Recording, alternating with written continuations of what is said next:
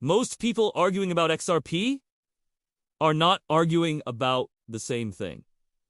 Some are talking about a company. Some are talking about a token. Some are talking about banks. And some are just talking about price. And because all of that gets blended together, XRP has been misunderstood for over a decade. So in this video, we are going to slow this down and separate fact from noise. What XRP actually is, what Ripple actually does, and why the XRP ledger is positioned for tokenized finance, not for hype cycles. No conspiracies. No predictions. Just structure! First, we need to separate the two things people constantly confuse: Ripple and XRP.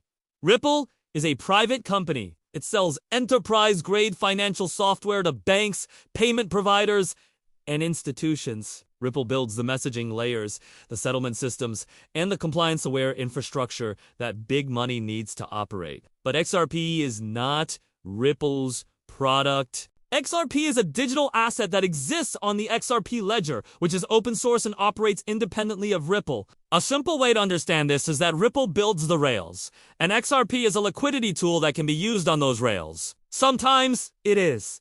Sometimes it is not. That distinction matters more than price ever will, and it's the key to understanding everything that comes next. So, what was XRP actually designed to do? It was built for one core function: liquidity without friction. Specifically, it's about bridging different currencies, eliminating the need for pre-funded accounts, and settling value quickly across borders. The legacy financial system relies on trapped capital. Banks have to park huge sums of money in accounts all over the world just to be able to make payments for their customers. This is slow, expensive, and inefficient. XRP was engineered as a neutral bridge asset. It can move value between currencies in seconds, without you having to park money everywhere ahead of time. Think of it like a universal translator for money. This isn't just a crypto experiment. It's a solution to a real-world financial infrastructure problem that costs the global economy trillions. To do that, you need a very specific kind of technology. This brings us to the XRP ledger's architecture. The XRPL doesn't use proof of work like Bitcoin, so it's not slow and energy intensive. It also doesn't use proof of stake. It uses a validator-based consensus system that is optimized for three things: speed, finality, and extremely low transaction cost. Transactions settle in about 3 to 5 seconds. Not maybe, not in an hour seconds. The fees are fractions of a cent, and the energy use is minimal. This matters because when you're talking about infrastructure finance, you care about throughput and predictability, not about memes or hype. The XRP ledger was built for payments, for issued assets, for tokenized value, and for institutional scale settlement. And this is where the future use cases really start to expand beyond just simple payments. Here is the part many people still miss. The XRP ledger isn't just a payment ledger. It's increasingly positioned as a tokenization platform for real-world assets.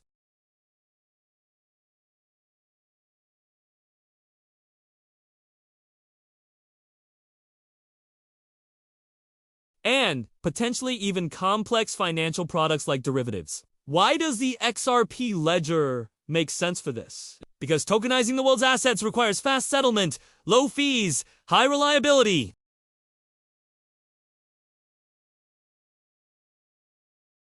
The derivatives market alone moves hundreds of trillions of dollars globally. Even a tiny fraction of that activity moving on-chain requires infrastructure that does not break under load. Tokenization is not a retail game. It's the future plumbing for capital markets. The XRPL was designed to handle these issued assets natively, not as an afterthought. This is why institutions are looking at ledgers like this, even when the retail narratives are focused elsewhere.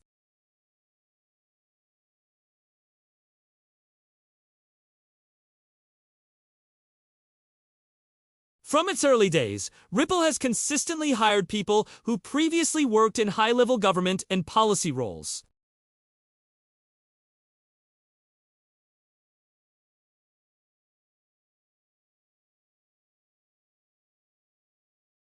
At the same time, Ripple's executives have been active participants in Federal Reserve payment task forces, discussions at the Bank for International Settlements, and policy talks at the World Economic Forum.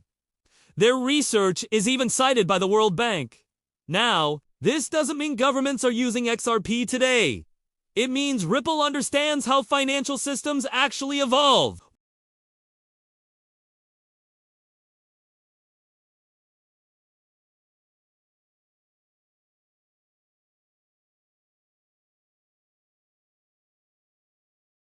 And that brings us to the SEC case. It forced a national conversation about how digital assets are classified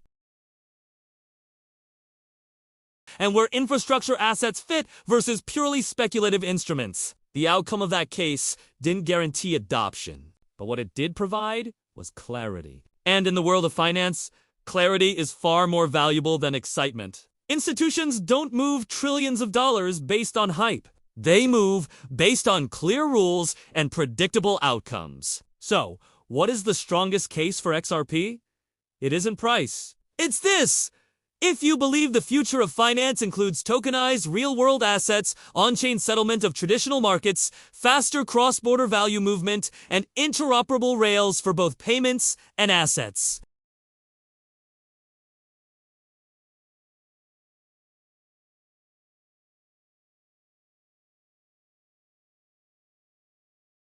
It was designed to function. And that job is solving the friction in global value transfer.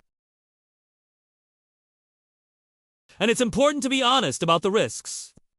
Banks may decide they prefer stablecoins issued by their partners.